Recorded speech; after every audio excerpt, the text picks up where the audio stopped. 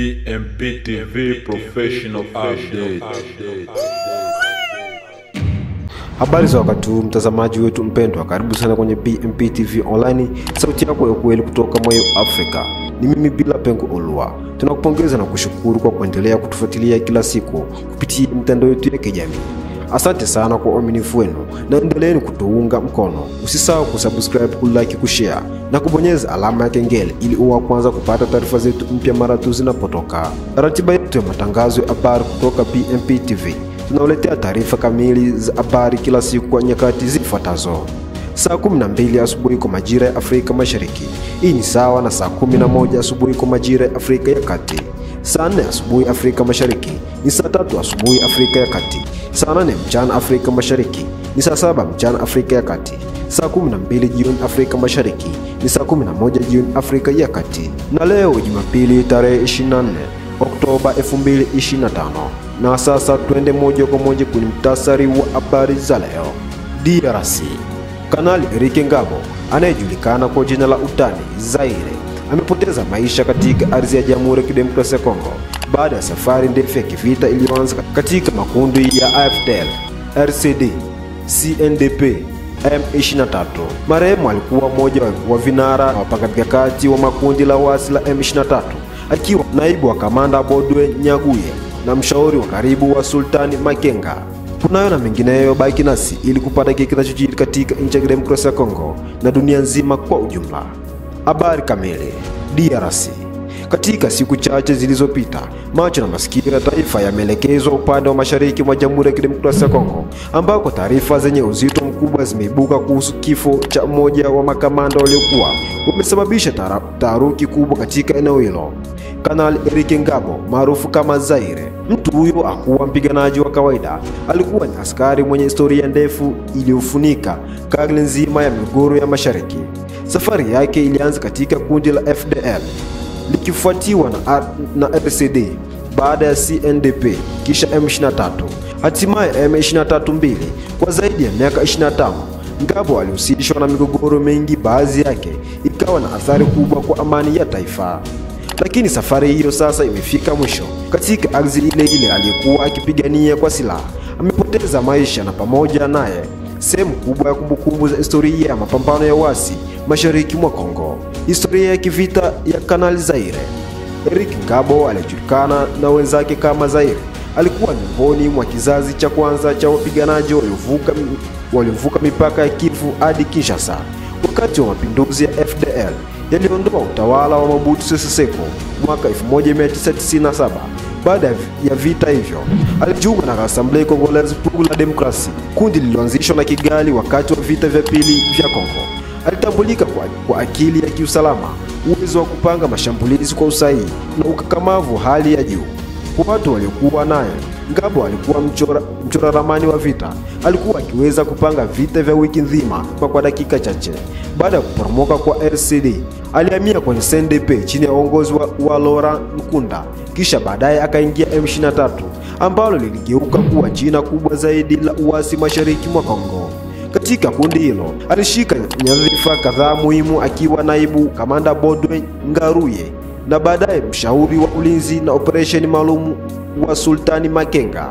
Lakini kama historia inavyosema, hakuna uasi wa kudumu, hakuna uongozi usiokuwa na mwisho. Ngabo aliishi kuona makundi aliyopigania yakivunjika, viongozi wake wakitoroka na marafiki wake wengine wakiuawa vitani. Barua ya kujiuzuru. Vyanzo vya ndani vinabainisha kuwa siku chache kabla ya kifo chake, Ngabo aliandika barua yenye maneno mazito sana. Katika barua hiyo alieleza wazi kuwa hataweza kuendelea kupigana vita ambavyo vinavyoharibu taifa lake mwenyewe, akisema, sisi watumwa wa vita vya wengine. Damu ya watoto wa Kongo inapaswa kuwa takatifu. Barua hiyo inaonekana kama ishara ya kuamka kwa dhamiri, jambo ambalo wachambuzi wanasema iliweza kusababisha maadui wake wa karibu kumgeuka. Muda mfupi baadaye, taarifa zilivuja kwamba Ngabo ameuawa katika mazingira ya kutatanisha ndani ya eneo la Mweso Kilolirwe, mazingira ya kifo. Taarifa za awali zinaeleza kuwa Ngabo alikuwa akisafiri pamoja na askari wachache wa ulinzi wake binafsi alipovamiwa na watu wasiojulikana wanaosadikiwa kuwa wapiganaji wa kundi lile alilokuwa akilihudumia kwa miaka mingi. Mwili wake ulipatikana ukiwa umeharibika vibaya, ishara ya kuuawa kwa hasira au kwa nia ya kuficha ukweli. Kifo chake kimethibitishwa na vyanzo vya FARDC na baadhi ya wapiganaji wa zamani wa M23 walitoroka mapema mwaka huu.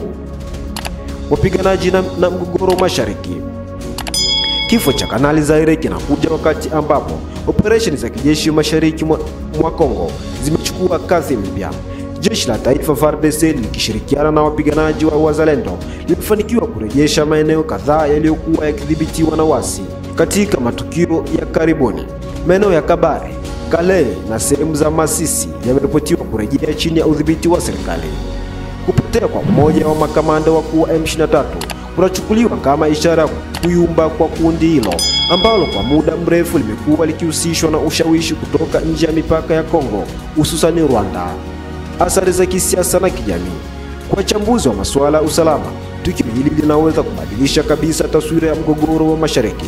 Kwa upande wa kisiasa, serikali ya Kinshasa inaonekana kupata nguvu mpya za hoja kwamba waasi wanachotaka na ushawishi wa kigeni, na baadhi yao sasa wanataka kurejea katika mchakato wa kitaifa wa amani. Kwa upande wa wananchi, wengi wamesema wanatamani kuona siku moja ambapo vita vitakuwa historia si urithi.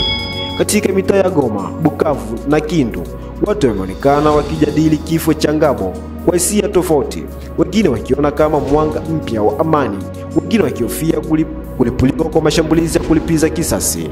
Kauli za serikali na jeshi. Msemaji wa jeshi la Kongo, Brigadier General Sylvain Ekenge, amesema katika tamko rasmi kwamba kifo cha Eric Ngabo ni sehemu ya gharama ya vita vinavyoendeshwa kwa tamaa na ushawishi wa nje. Kongo inasonga mbele na wale wote wanaotaka amani wataungana nasi. Hakuna tena nafasi kwa wale wanaotaka damu badala ya maendeleo. Kwa upande wake, Wazalendo wamesema wataendelea kushikilia misimamo ya kulinda taifa bila kuyumbishwa na vitisho vya waasi au washirika wao. Ukumbusho na ujumbe kwa taifa. Kwa wengi, historia ya Kanali Eric Ngabo ni sura ya huzuni na funzo kubwa kwa vijana wa Kongo. Aliingia vitani akiwa kijana, akapigana vita vingi, lakini mwisho wake umekuja akiwa amechoka na uasi aliotengeneza mwenyewe. Ujumbe wa mwisho kutoka katika taarifa iliyosambazwa na wapiganaji wa Wazalendo unasema ni wakati wa kumaliza ukatili wa waasi wa Kinyarwanda wanajua tu kumwaga damu. Tunasimama wima kama taifa dhabiti la patrie ou la mort, nous vaincrons. Uzalendo au kifo utashinda. Ndugu mpenzi mtazamaji wa BMP TV Online, tunahitimisha taarifa yetu ya habari kutoka nchi ya kidemokrasia ya Kongo. Kifo cha Kanali Eric Ngabo Zaire ni zaidi ya tukio la kijeshi, ni kengele ya tahadhari kwa vizazi vya sasa. Ni wito wa kutafakari kuhusu thamani ya amani, umoja na uhuru wa kweli wa taifa la Kongo. Historia yake inaonyesha kuwa hata mashujaa wa vita mwisho wa safari yao utamani amani. Na hivi ndivyo tunafunga ukurasa wetu wa habari kutoka hapa BMP TV Online. Endelea kuwa nasi kwa vipindi vingine vinavyofuata.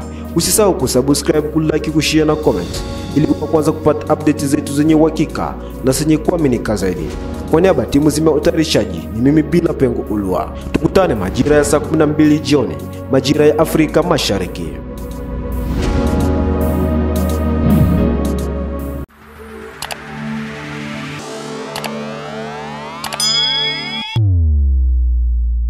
BMP TV Professional Update.